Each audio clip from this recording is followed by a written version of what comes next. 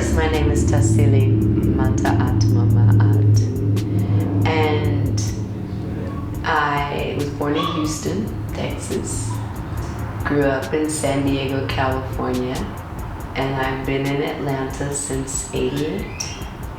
I've actually been in Atlanta longer than anywhere else. So I feel like I qualify as a Georgia peach right about now. But I'm still a Cali girl at heart, you know? So I guess in a lot of ways I'm saying all that to say wherever I find myself, I am at home.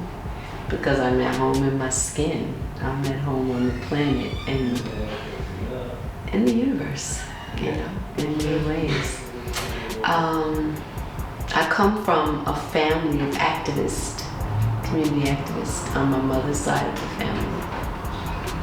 And on my father's side of the family, they were entrepreneurs and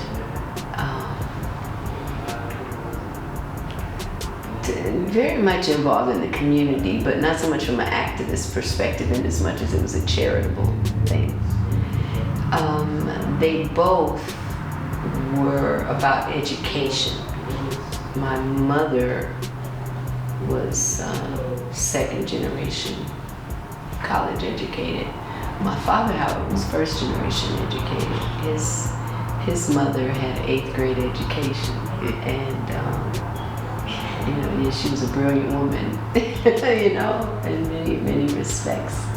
So, humble beginnings, I would say. Both sides of the family knew how to cook. But back in the day, everybody really knew how to cook because you had to in order to be able to survive. And some people did it better than others, of course. Yeah. On my mom's side of the family, some of them were caterers.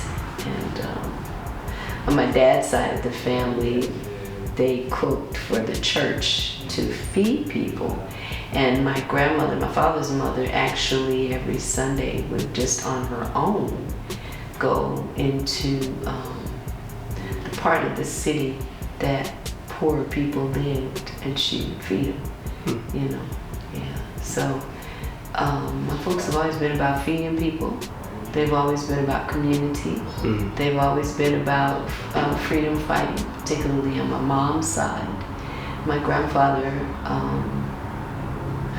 was one of 2 leaders in the movement to boycott the postal service in Houston, and thus got it integrated. So that's pretty powerful. I'm grateful also to say that my grandmother on my mother's side and my great-grandmother on my mother's side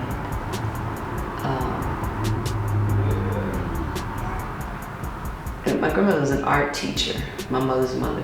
Mm-hmm. So when I go to visit her, she taught me how to be very creative and resourceful with the things. So we would take beer bottles and Coca-Cola bottles and wrap them with yarn and make them into vases to, you know, decorate the house. And my grandmother on my mother's father's side, my great-grandmother, she had a real special relationship with me. I was told later that I was her favorite, but I didn't know because I sort down she didn't like me because she was so rough. You know, she just was a rough woman. Yeah. You know, but she would make me doll clothes and clothes for me that she would hand make. Mm-hmm. Little fine stitching, lace, all kind of little amazing things, you know. And from that, I learned how to sew by hand. Mm-hmm. I learned how to wrap things such that I was able to take those skills and turn it into hair adornment. So as a young woman, not wanting to work in corporate America because I wanted to stay home and raise my children myself. But in my household, my husband at the time, you know, didn't make enough for me to not work. So I worked from home. So I became a hair braider in the late 70s. So I braided hair for a long time. I've raised 5 children doing hair. But one of the things that was so amazing was that I learned how to embellish the braids, embellish the locks from what my grandmothers taught me. You know, which I say it with so much pride. Everything I do came from my family, my family members. You know, and their teachings. Even when I did henna body art, you know, I did that for a period of time. That was the artistic side, the drawing, you know, that I learned from my grandmother. So that brings me to what I do now, Tassili's Raw Reality. That was a calling, you know. I didn't have a desire to grow up and become a chef. In fact, it was like 2 years into having my own building, 5 years into preparing food, that I was actually able to acknowledge that I was a chef, that I am a chef, that this is real. Yeah. Because prior to that, it was just like, well, I make food. People call me chef, but I didn't call myself one, you know. In my second year here, a dear sister friend who's a travel agent got me hooked up as a guest chef on Royal Caribbean cruise lines. I did 4 guest chefing cruises, which was pretty awesome. Yeah. And you know, when they gave me the chef hat to put on my head, it was like a crown, and it was so unbelievable. And then I had sous chefs to assist me. And I'm the largest cruise liner. That it was the second largest, I think, in the world, but it was definitely the largest one that Royal Caribbean had. And to think I didn't go to culinary school, but my people were caterers, you know, and they knew how to throw down in the kitchen. Yeah. So to see myself coming from a humble kitchen to having this position of honor, that was just in tears a good part of the time because it was so unbelievable. Yeah. You know, and I was so humbled and grateful for it. They were tears of joy, and of course the staff, they just bent over backwards, to be kind, because they hadn't really experienced someone being that appreciative.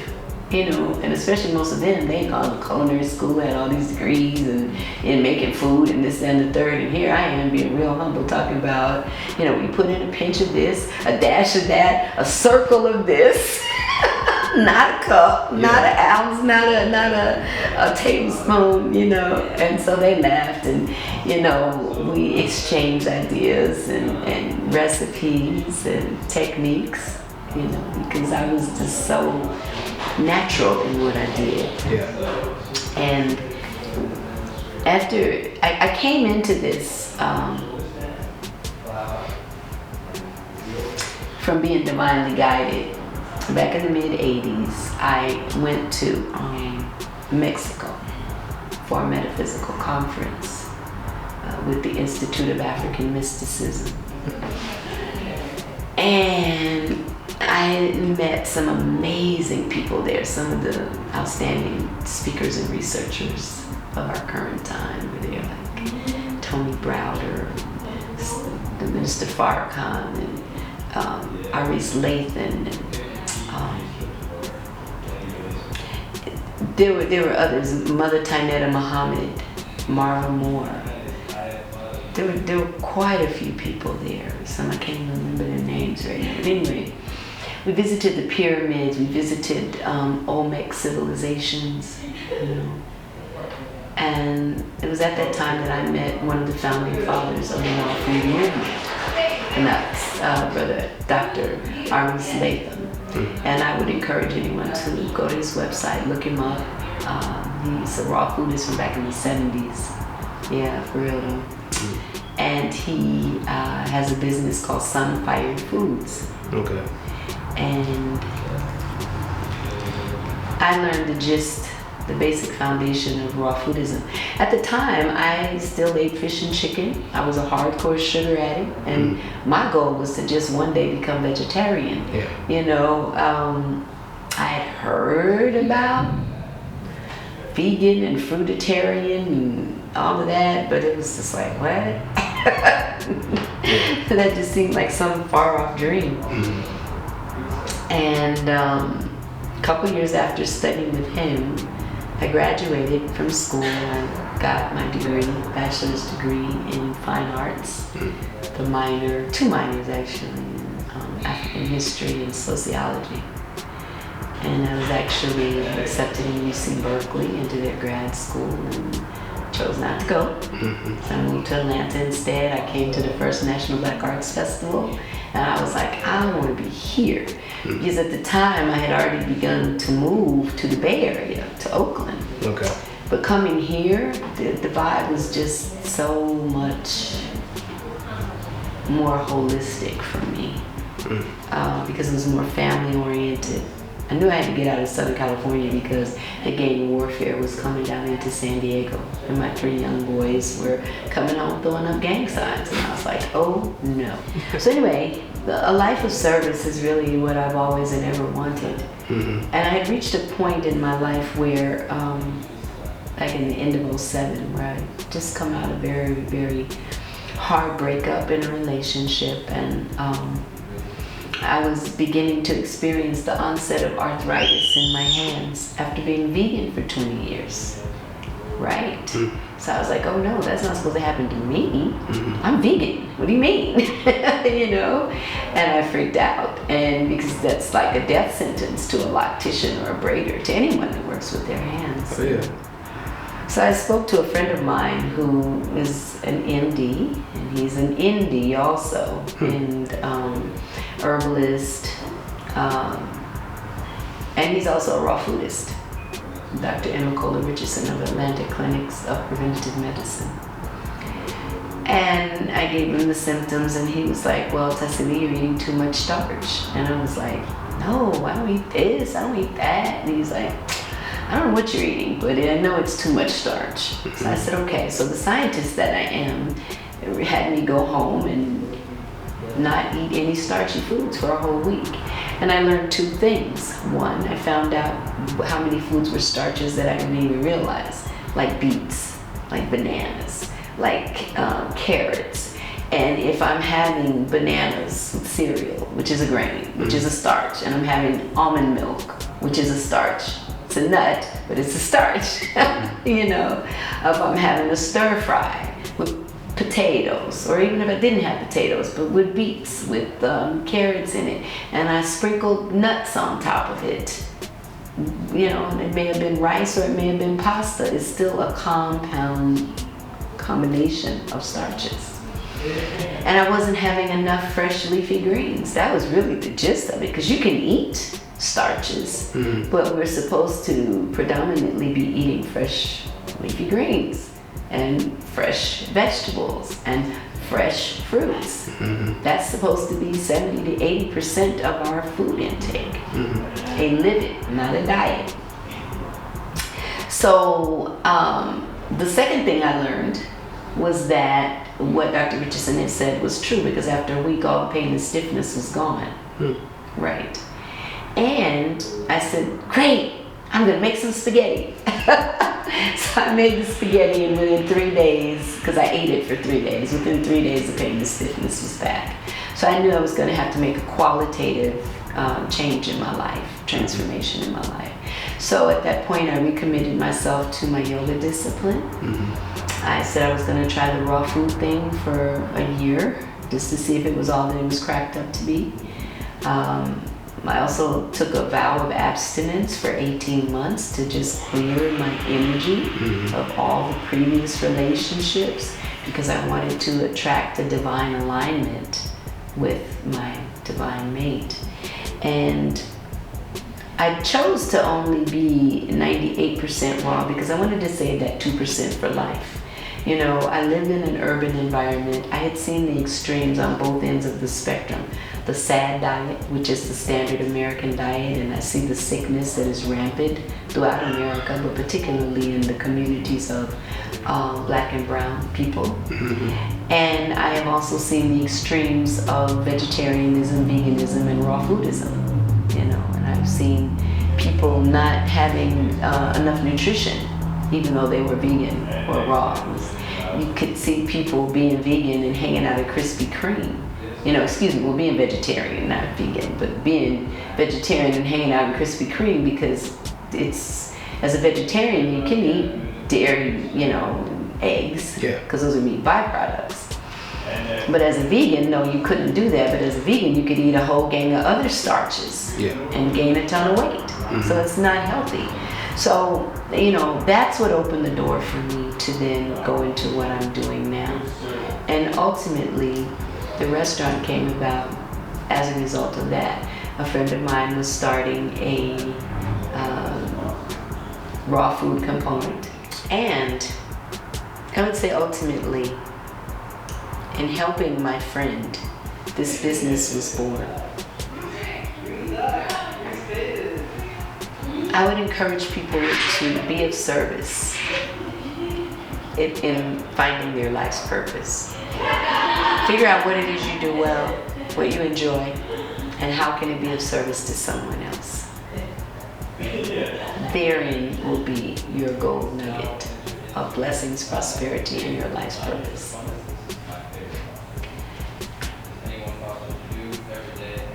I am blessed immensely by doing this work, because we're actually healing people using food as medicine, and we do it deliciously.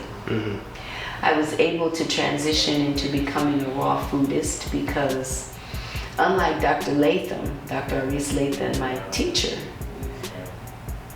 who took forever to make foods. We'd be up all night making foods, up all day making foods. I don't want to spend that much time in the kitchen. I don't have time to spend that much time in the kitchen. Except during the holidays when, I'm in there with family and we're enjoying ourselves. But I learned how to make most of my dishes in 15 minutes or less. As a vegan, I was already buying healthy food, fresh food. I was already prepping it, but I was prepping it to saute, fry, bake. I was able to skip a whole step. And the food was ready faster.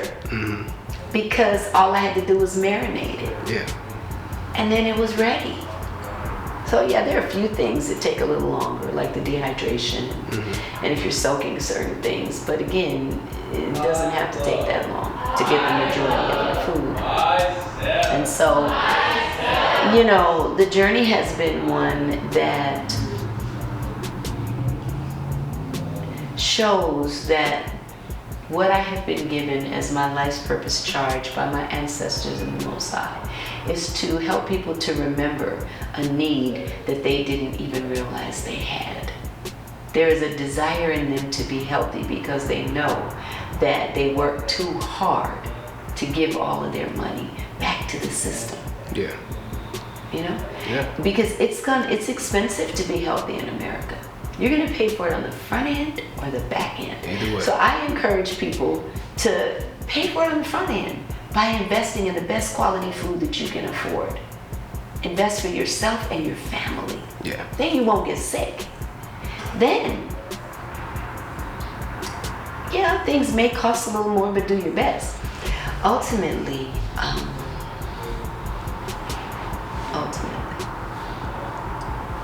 it's really crucial to find that balance, find what works.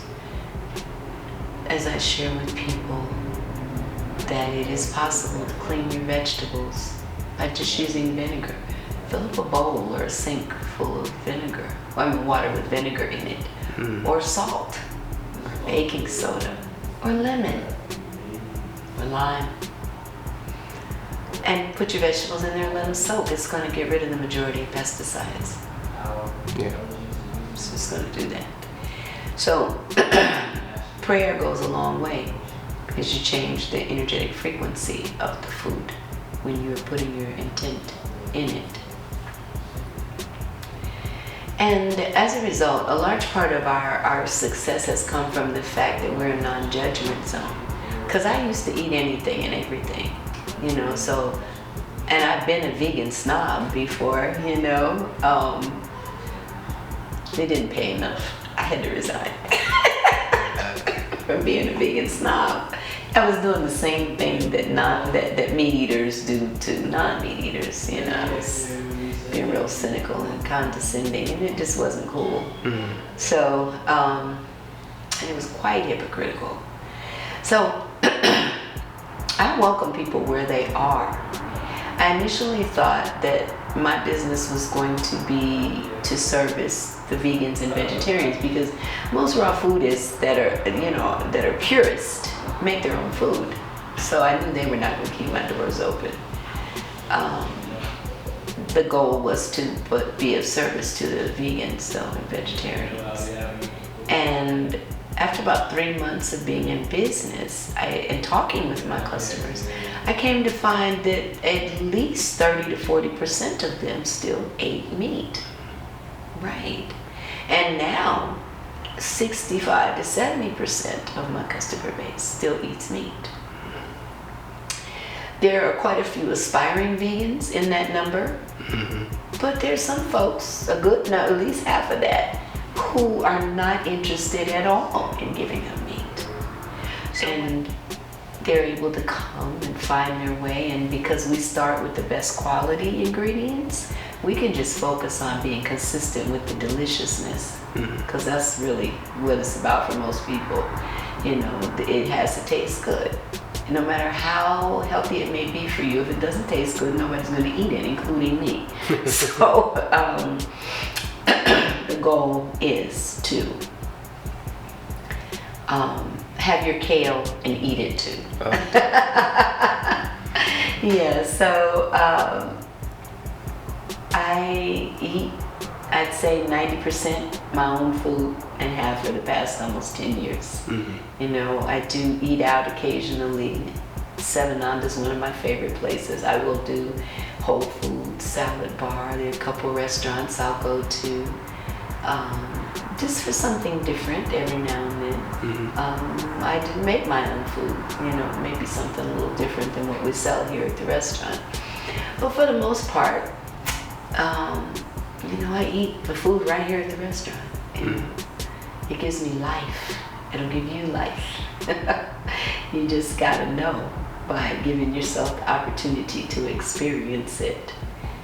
And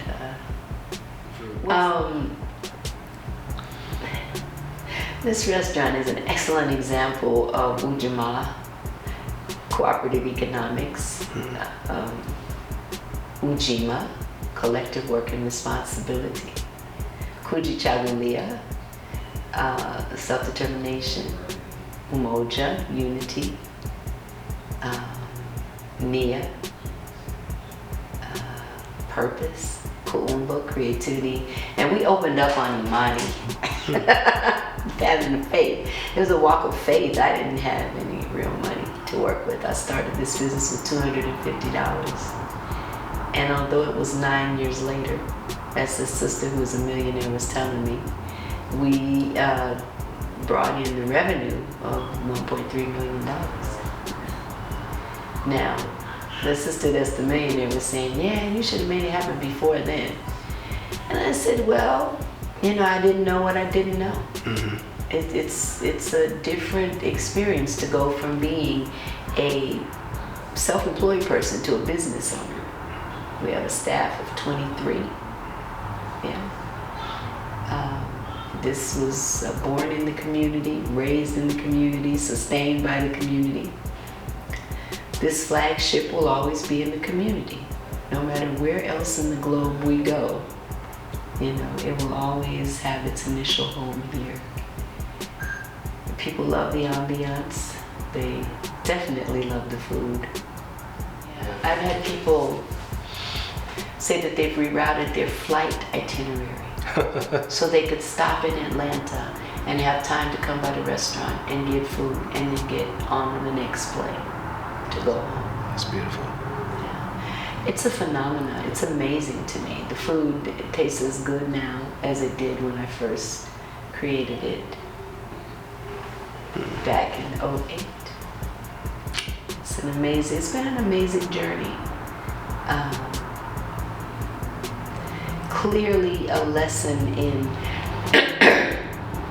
going for your dream. I went for my dream. You know, I started in '08, like I said, and the euphoria of a black president was in the air, you know, and I believed in it. I had been listening to all kind of motivational and positive and metaphysical stuff, so I figured, why not use it? You know, I'm not an information junkie. There are people that just collect information and never do anything with it. Well, I'm a doer. Yeah. Okay, so that having been said, all the naysayers, oh my God, you know, it was like people just didn't want to give up any money, and not only that, that just didn't believe that it could be done. You know, all I got was negativity about, oh, it's a restaurant, that's not going to be successful. You know, that's one of the hardest jobs in the world. You can't do that. It's in the middle of a recession. Oh my goodness. Oh no. And vegetarian and vegan and what? Raw? What is that anyway? You know, is that an apple? You're going to be serving apples? You're just going to serve some lettuce and tomatoes? That's not going to keep the doors open. I mean, that's what I got all the time.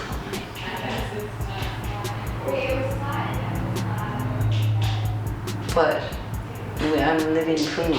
This business is living proof that when you're called to do something and you answer, the whole universe conspires to assist you in accomplishing your goal. What's next for the Raw Reality?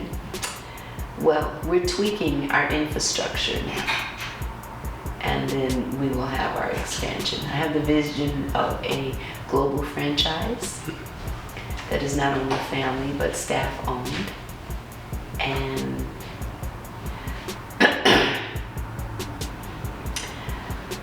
we can heal the planet one bite of kale at a time. I hear that. That's it.